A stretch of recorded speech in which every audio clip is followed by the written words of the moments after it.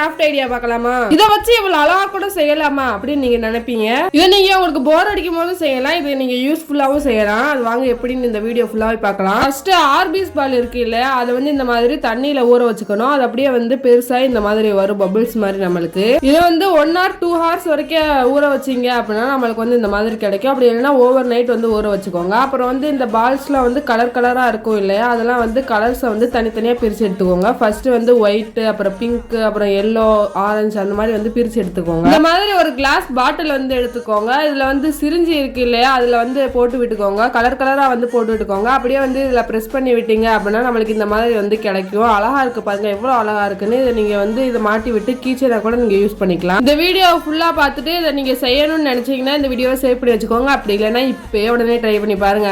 இதை வந்து ஃபிளாஷ் லைட்ல வச்சோன்னா எவ்வளவு அழகா இருக்குன்னு. நீங்களும் இதை மறக்காம ட்ரை பண்ணி பாருங்க.